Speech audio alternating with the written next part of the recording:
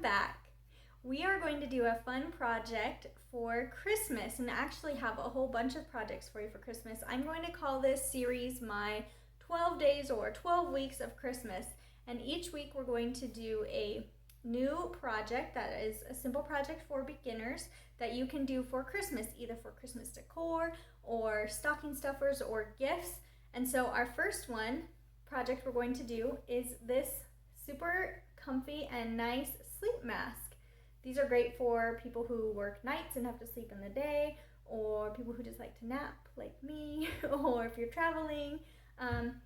Mine I made with a flannel on the front, and I used fleece on the back, and then the inside will have a fleece or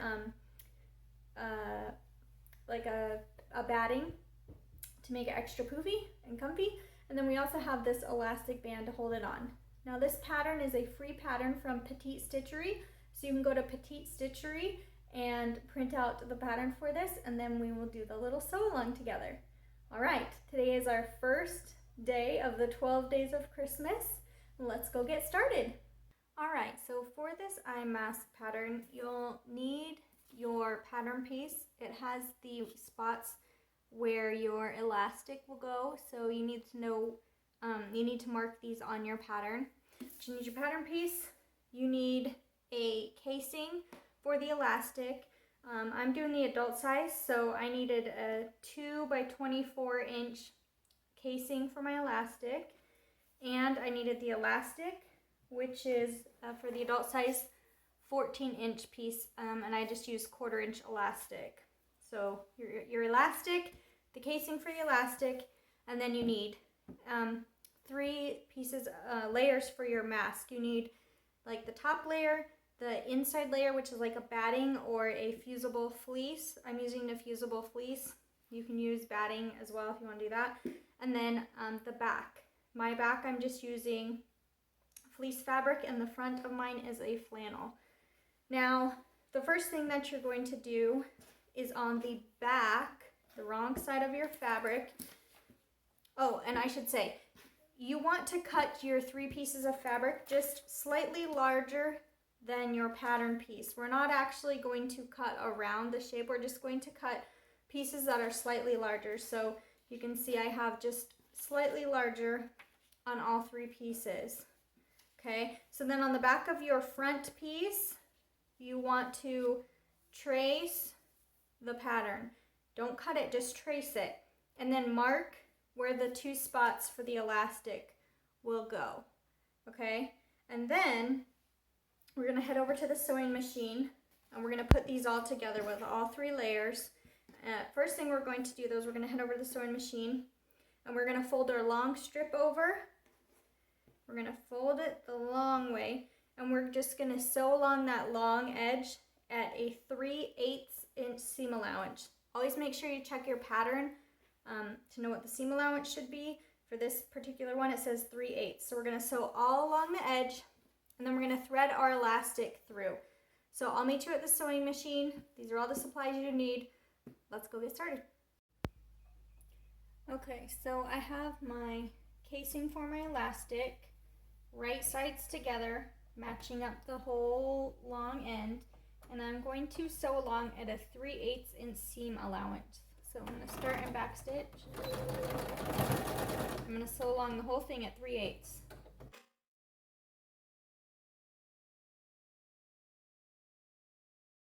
Back stitch at the end. Okay, and now you're going to trim off that extra seam allowance down to about an 1/8 to a 1/4 inch seam, about an 1/8 inch seam allowance. So I'm just going to trim off all that excess.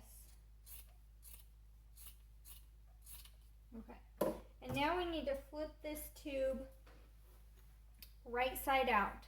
So if you don't have a special tube turner like I have, you're going to take a piece or a safety pin. Ooh, let's see, got a pin stuck in here. Okay, you're going to take a safety pin, and you want to pin it to one side of the opening, and then you're going to push the end down in there, So I got that through both sides. You want to make sure you're through only one side of the tube, otherwise it won't turn right side out. So then you're going to just push that in there, get that end to turn under. Okay, and then you're going to keep pushing that through and pulling until you've got this right side out. Okay, so we'll come back when I've got that right side out. Okay, so then when your tube is turned right side out, you need to take your elastic and feed that through. Now again, you can use a safety pin, hook it to the end of the elastic, and slowly slide it through. Or you can use, if you have this little tool that you can get off like Amazon, it's called that purple thing. It's like $3. I actually like to use this little hole right here and feed my elastic through there, and it's just really quick and easy way to thread elastic through a tube. So I'm actually going to do that and just stick that down in my tube and thread my elastic that way. When you start, when you get to the end of the elastic, you want to tack the elastic down to the end of your casing. So, okay, now I'm at the end there. So I'm just going to go to my machine and I'm just going to stitch back and forth over that just a couple times just to tack it down so it doesn't go anywhere.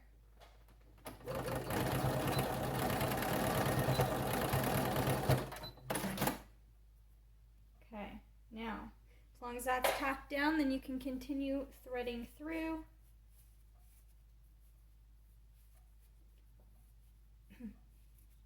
You'll see that this made it real quick and easy just to get that elastic through there.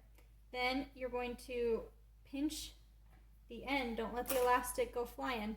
But my elastic is right here at the end, and I'm going to tack that down as well. So I'm going to go to the end and go back and forth to tack that down.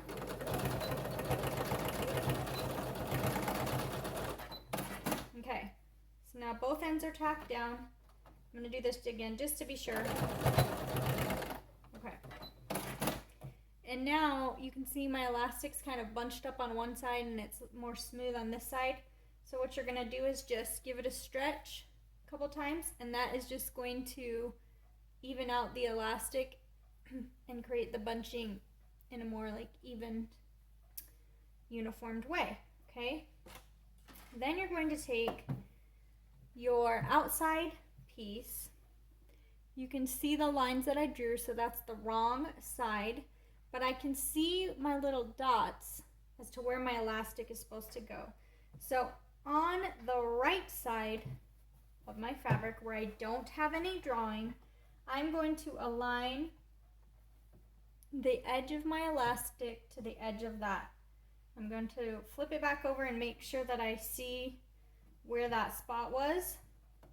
Okay, and I can kind of feel with my fingers. There's the dot on the back. And my elastic matches up on the front side. I'm just going to clip that in place. Okay, I'm going to make sure that it's matched up on the other side. Find the dot, there it is. Match it up. Okay, clip that in place. Now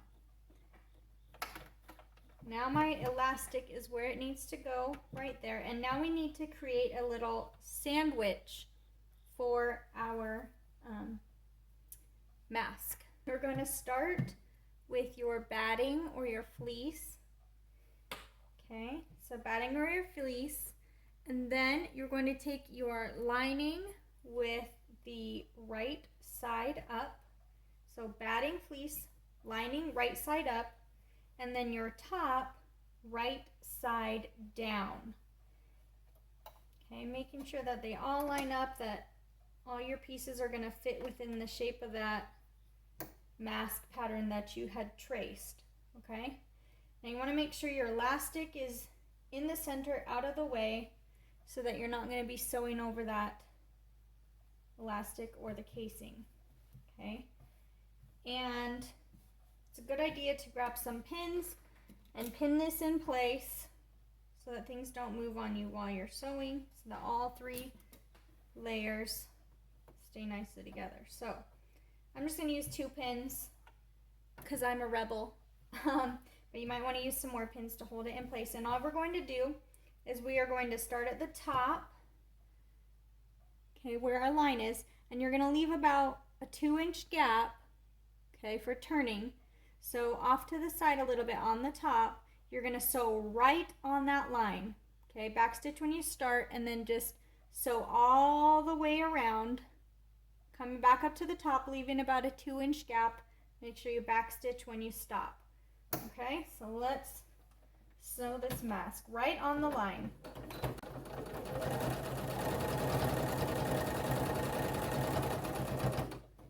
Now, when you get to where your elastic casing is, make sure that the elastic is actually coming out and the casing is actually going to be beyond the edge of your mask, just so it's secure. And then you might want to go over that edge back and forth a couple times just to secure that where that elastic is. So I'm actually going to backstitch here a couple times just to make sure it's secure.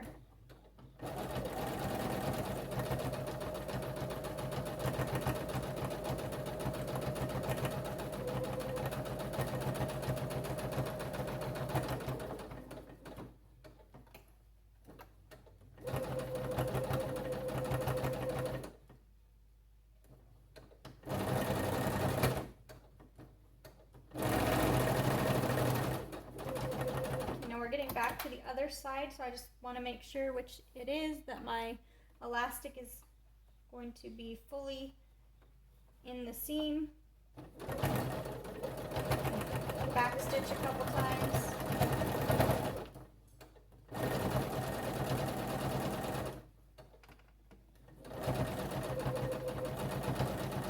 Okay, and I'm going to leave a 2-inch opening. Okay, and I back stitch to close it. Now I'm going to take my pins out so I don't poke myself. And then we are going to trim right around the edge. You want to leave about a 1/4 inch, an 1/8 to a 1/4 inch seam allowance. I'm going to leave more closer to a 1/4 inch. Except for where you have the opening. Where you have the opening, you want to leave closer to like a 1/2 inch so that you can fold that under. Okay? So I don't know if you can see, I left a wider area here where the opening is so that I'm able to fold that under.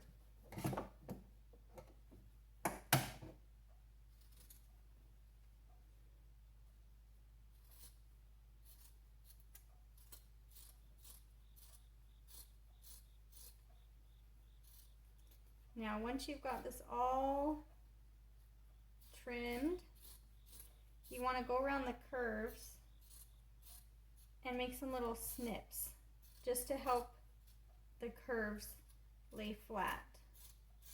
Oops, there's some batting there. Okay. So there's my piece.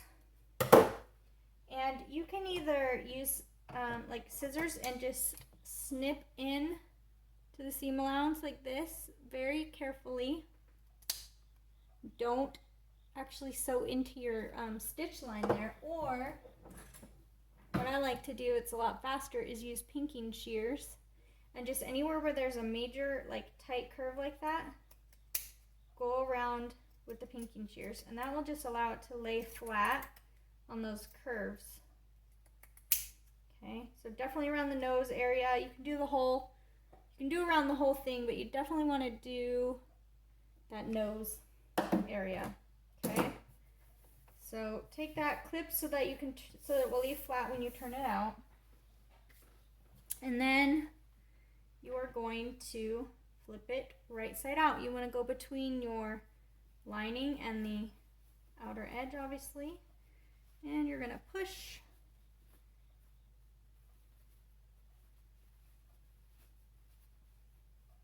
How cute and cozy this is going to be.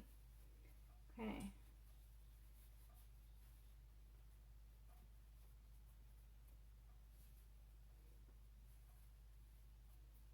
All right. So now you just want to press this nice and flat, and where you have the opening, you want to make sure you kind of push that down because we're going to sew that closed. Now I might actually go in here and trim the batting out of my seam allowance just a little bit, like just trim a little of that batting because I don't need that in my seam allowance. That's going to make it a little bit easier to fold under, especially since I used fleece for the lining. Okay, so let's go iron that flat and then we'll finish this up. Okay, now my mask is nice and pressed flat, and all we have left to do is top stitch about 1/8 of an inch away from the edge. We're going to go all the way around, and that's what will close up this hole here. So make sure your edges are folded down and it's nice and flat and smooth, and then we will just top stitch this closed. I'm going to start over here on the side where the elastic is, just so I don't have my back stitching and everything along the top where it's easily seen.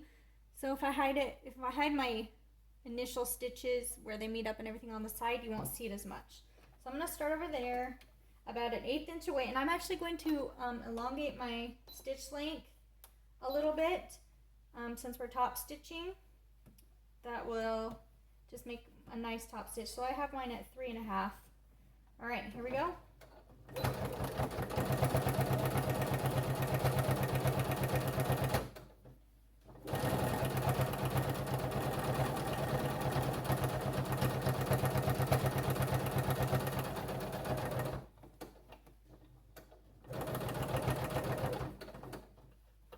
Make sure you keep your elastic out of the way as you go along.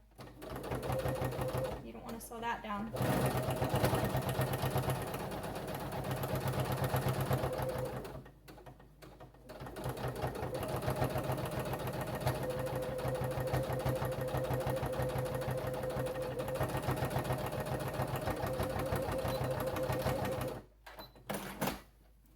Okay, and last thing is just to trim any little threads.